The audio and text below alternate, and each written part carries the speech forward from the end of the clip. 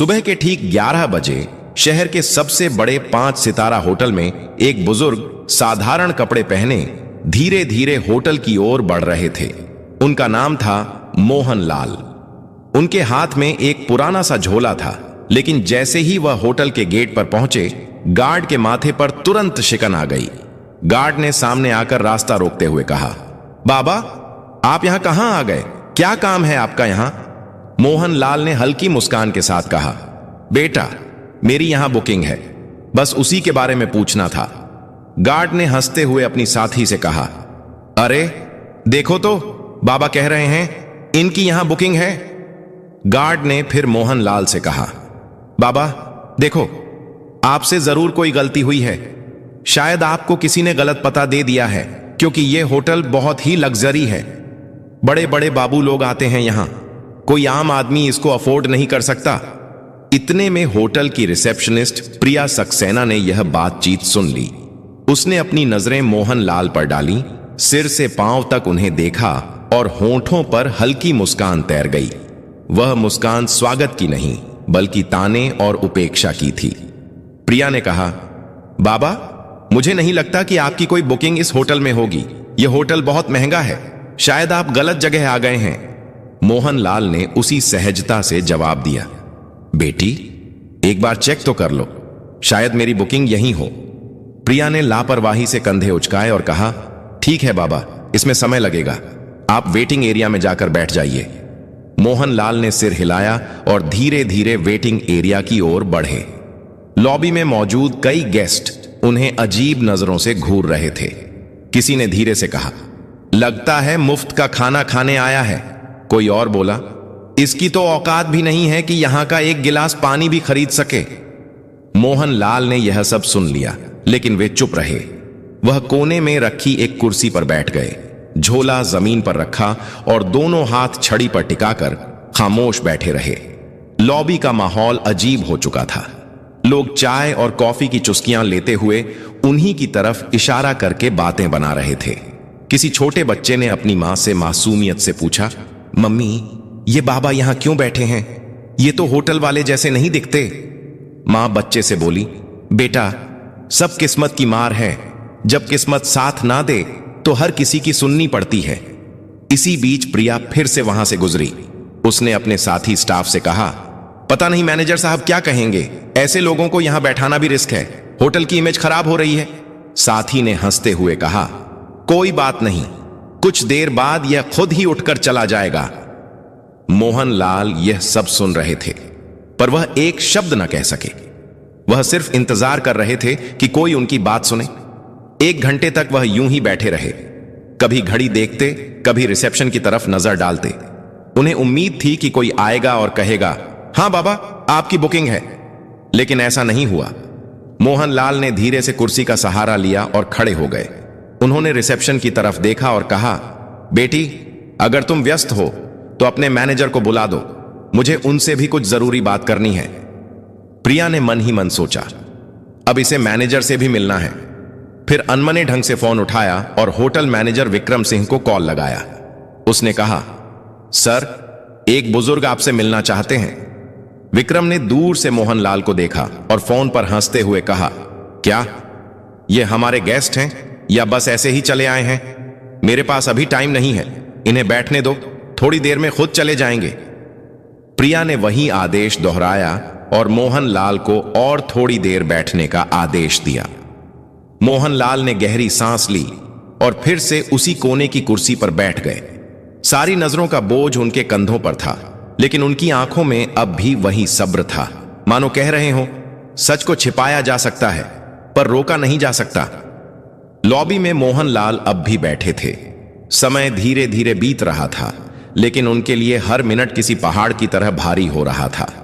इसी बीच रिसेप्शनिस्ट प्रिया सक्सेना दोबारा उनके पास आई। उसने रूखी आवाज में कहा, बाबा, आपको थोड़ा और इंतजार करना पड़ेगा, मैनेजर साहब अभी भी बिजी हैं। मोहन लाल ने मुस्कुराकर सिर हिलाया और बोले, ठीक है बेटी, मैं इंतजार कर लूंगा। उसी समय होटल का मैनेजर विक्रम सिंह अपने केबिन में बैठा हुआ किसी विदेशी क्लाइंट से फोन पर बातें कर रहा था। उसके चेहरे पर घमंड साफ झलक रहा था। फोन रखते ही रिसेप्शन से प्रिया का दोबारा कॉल आया।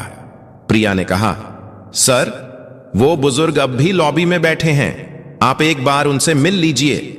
विक्रम ने हंसते हुए कहा, बैठा रहने दो, थोड़ी देर में थक जाएगा और खुद चला जाएगा। मेरे पास ऐसे फालतू लोगों के लिए वक्त नहीं है। तभी वहां एक छोटा कर्मचारी आया। नाम था सूरज वर्मा। वह होटल का बेल बॉय था। उसने मोहन लाल को देखा। लॉबी में सब उनका मजाक उड़ा रहे थे, लेकिन सूरज की आंखों में उनके लिए सम्मान था। वह धीरे से पास आकर बोला, बाबा, आप कब से बैठे हैं? क्या किसी ने आपकी मदद नहीं की? मोहन लाल ने मुस्कुराकर उसकी ओर देखा और कहा, बेटा, मैं मैनेजर से मिलना चाहता हूं, पर लगता है वह व्यस्त हैं। सूरज का चेहरा कस गया। वह बोला, बाबा, आप चिंता मत करो, मैं अभी उनसे बात करता हूं। मोहन लाल ने सिर हिलाया। तुम्हारा बहुत धन्यवाद, भगवान तुम्हें सुखी रखे। सूरज तेज कदमों से मैनेजर के केबिन की ओर गया। दरवाजे पर पहुंचते ही उसने नॉक किया और अंदर चला गया। विक्रम सिंह ने इशारे से पूछा, क्या बात है? सूरज ने आदर से कहा, सर, लॉबी में एक बुजुर्ग बैठे हैं, वह आपसे मिलना चाहते हैं। विक्रम ने भौहें चढ़ाई और ठंडी आवाज में बोला, सूरज, तुम्हें कितनी बार कहा है कि फालतू लोगों से दूर रहो। वह कोई गेस्ट नहीं है, शायद भूला भटका कोई आया है। सूरज ने धीरे से कहा, लेकिन सर, उन्होंने कहा है कि उन्हें आपसे जरूरी बात करनी है। विक्रम हंस पड़ा। अरे, जरूरी बात? तुम्हें अंदाजा भी है यहां कितने करोड़ का कारोबार होता है, और तुम मुझे ऐसे बाबा से मिलवाना चाहते हो? सूरज चुप रहा, लेकिन अंदर से दुखी था। उसने सोचा, इंसान को उसकी शक्ल देखकर कैसे ठुकराया जा सकता है? क्या बड़े पद पर बैठने से किसी को इंसानियत भूल जानी चाहिए? विक्रम ने सख्त आवाज में कहा, सूरज, तुम अपना काम करो, यह मामला तुम्हारे बस का नहीं है। सूरज ने सिर झुकाया और बाहर चला आया। लॉबी में लौटते ही उसने मोहन लाल की ओर देखा। उनकी आंखों में धैर्य अब भी था। सूरज उनके पास बैठ गया और बोला, बाबा, मैंने कोशिश की, लेकिन मैनेजर साहब अभी नहीं मिलना चाहते।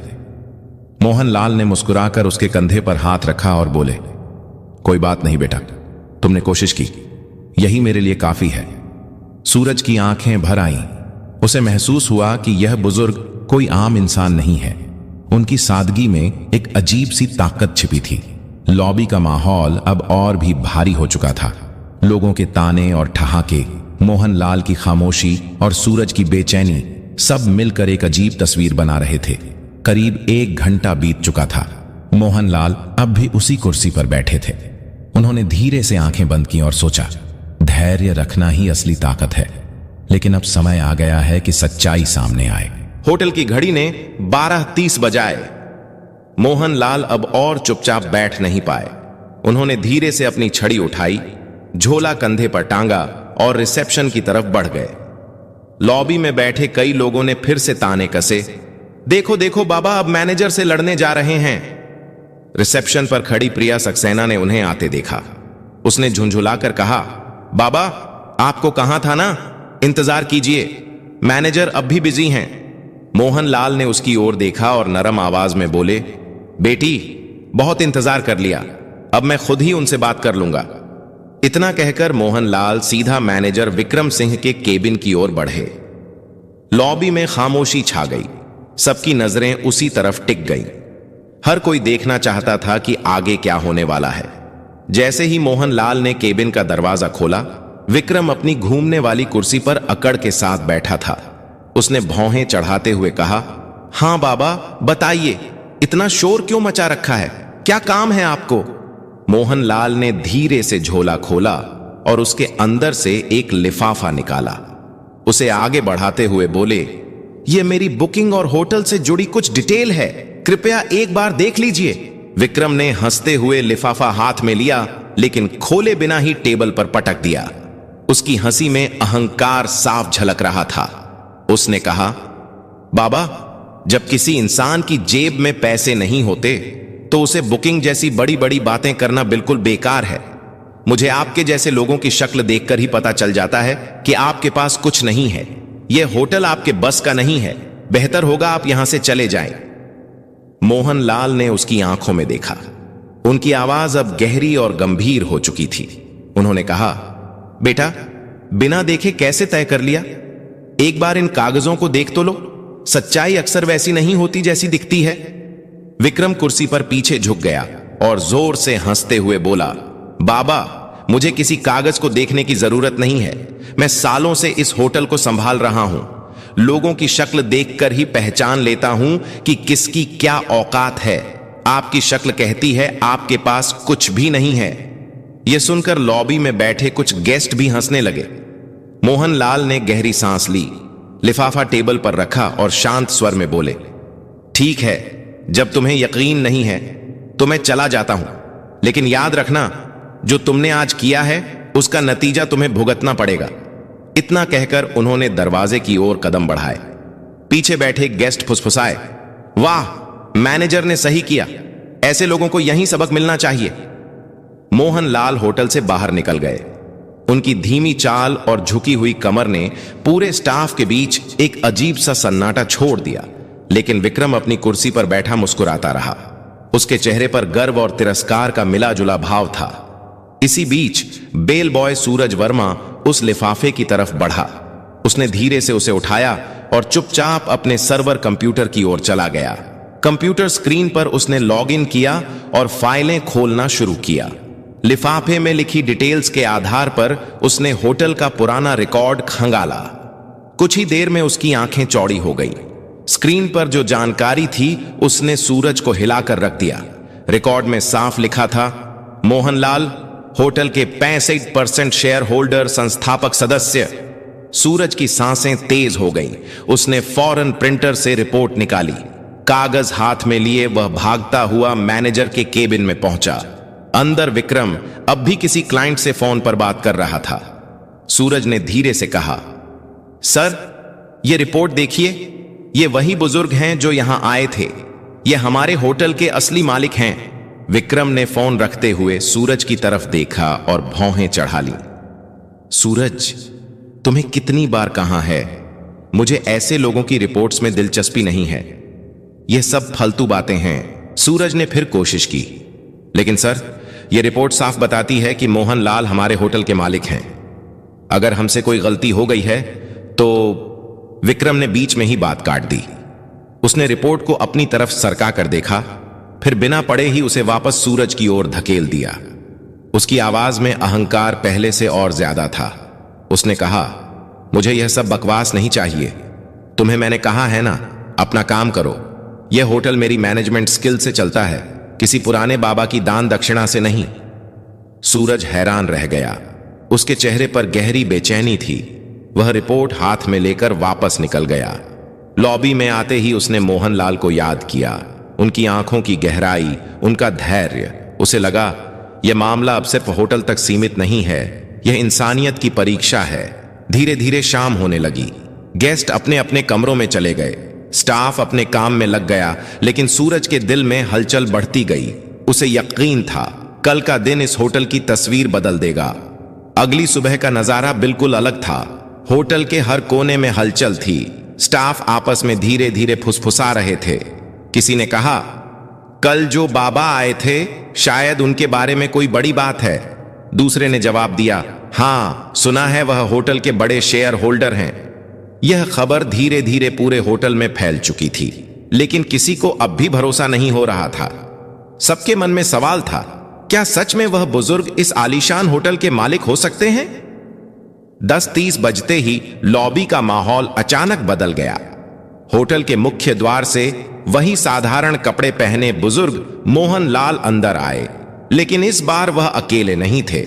उनके साथ एक सूट बूट पहना अधिकारी था, जिसके हाथ में काले रंग का ब्रीफकेस था। सभी की नजरें एक ही पल में उसी दिशा में टिक गई। गार्ड, रिसेप्शनिस्ट, वेटर सब सन्नाटे में खड़े रह गए। कल जिन्हें सबने अनदेखा किया था, आज वही शख्स होटल में किसी सम्राट की तरह प्रवेश कर रहे थे।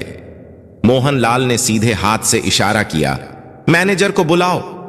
आवाज में अब कोई नरमी नहीं थी, बल्कि एक आदेश की कठोरता थी। थोड़ी ही देर में विक्रम सिंह बाहर आया। उसके चेहरे पर हल्की घबराहट थी, लेकिन अहंकार अब भी बाकी था। वह आधा मुस्कुराकर बोला, जी बोलिए बाबा, आज फिर आ गए। मोहनलाल ने उसकी आंखों में देखा और ठंडी आवाज में कहा, विक्रम सिंह, मैंने कल ही कहा था तुम्हें अपने कर्मों का नतीजा भुगतना पड़ेगा। आज वह दिन आ गया है। विक्रम सकपका गया। उसने हंसी में बात टालने की कोशिश की। मोहनलाल के साथ आए अधिकारी ने ब्रीफकेस खोला, उसमें से मोटी फाइल निकाली और सबके सामने टेबल पर रख दी। उसने जोर से कहा, ये डॉक्यूमेंट साफ बताते हैं इस होटल के 65% शेयर मोहनलाल के नाम पर हैं। असल मालिक वही हैं। पूरा स्टाफ स्तब्ध रह गया। प्रिया सक्सेना के हाथ कांपने लगे। लॉबी में मौजूद गेस्ट्स ने एक दूसरे को देखा और फुसफुसाए, ये तो सच में मालिक हैं। हमसे कितनी बड़ी भूल हो गई। मोहनलाल ने अपनी छड़ी जमीन पर टिका दी। उनकी आवाज अब तेज और दृढ़ थी। विक्रम सिंह, आज से तुम इस होटल के मैनेजर नहीं रहोगे। तुम्हारी जगह अब सूरज वर्मा इस पद को संभालेगा। विक्रम गुस्से से कांपते हुए बोला, आप होते कौन हैं मुझे हटाने वाले? यह होटल मैं सालों से चला रहा हूं। मोहनलाल गरजते हुए बोले, यह होटल मैंने बनाया है। इसकी नींव मेरी मेहनत से रखी गई थी। मैं चाहूं तो तुम्हें एक पल में बाहर का रास्ता दिखा सकता हूं, पर दंड स्वरूप तुम्हें फील्ड का काम दिया जा रहा है। अब वही काम करो जो तुमने दूसरों से करवाया है। मोहनलाल ने सूरज को पास बुलाया। उन्होंने उसके कंधे पर हाथ रखते हुए कहा, तुम्हारे पास धन नहीं था, लेकिन दिल में इंसानियत थी। यही असली काबिलियत है, इसलिए तुम इस पद के हकदार हो। सूरज की आंखों से आंसू बह निकले। वह भावुक होकर बोला, साहब, मैंने तो बस इंसानियत निभाई थी। मोहनलाल मुस्कुराए, यही सबसे बड़ी योग्यता है बेटा। फिर उन्होंने रिसेप्शनिस्ट प्रिया सक्सेना की ओर देखा। उनकी नजर इतनी कठोर थी कि प्रिया कांप गई। मोहनलाल बोले, प्रिया, तुम्हारी यह गलती पहली है, इसलिए तुम्हें माफ कर रहा हूं। लेकिन याद रखना, इस होटल में कभी किसी को उसके कपड़ों से मत आंकना। हर इंसान की इज्जत बराबर है। प्रिया ने हाथ जोड़ लिए और रोते हुए कहा, मुझे माफ कर दीजिए, आगे से ऐसा कभी नहीं होगा। मोहनलाल ने चारों तरफ देखा और ऊंची आवाज में कहा, सुन लो सब लोग, यह होटल सिर्फ अमीरों का नहीं है। यहां इंसानियत ही असली पहचान होगी। जो भी अमीर गरीब का फर्क करेगा वह इस जगह पर रहने लायक नहीं होगा। लॉबी में मौजूद गेस्ट्स ने जोरदार तालियां बजाई। हर कोई मोहनलाल को सम्मान की नजरों से देख रहा था। जो कल तक उन्हें तुच्छ समझ रहे थे, आज वही उनके आगे झुक गए। मोहनलाल ने अंत में कहा, असली अमीरी पैसे में नहीं, सोच में होती है। अगर सोच बड़ी हो तो इंसान खुद ही बड़ा बन जाता है। इतना कहकर वह अधिकारी के साथ होटल से बाहर निकल गए। पीछे खड़े स्टाफ और गेस्ट्स देर तक उनकी ओर देखते रहे और मन ही मन सोचते रहे, मालिक ऐसा होना चाहिए जो दूसरों को उनकी इंसानियत से पहचाने, ना कि उनके कपड़ों से। उस दिन के बाद होटल का माहौल पूरी तरह बदल गया। स्टाफ अब हर गेस्ट के साथ सम्मान से पेश आता। लोग कहते, मोहनलाल ने सिर्फ होटल नहीं बनाया बल्कि इंसानियत की नींव भी रखी। दोस्तों, अगर आपको यह कहानी पसंद आई हो तो प्लीज इसे लाइक करें और ज्यादा से ज्यादा लोगों तक शेयर करें। और हां, हमारे चैनल को सब्सक्राइब करना बिल्कुल ना भूलें, ताकि ऐसी ही दिलचस्प और दमदार कहानियां आपको मिलती रहें। धन्यवाद।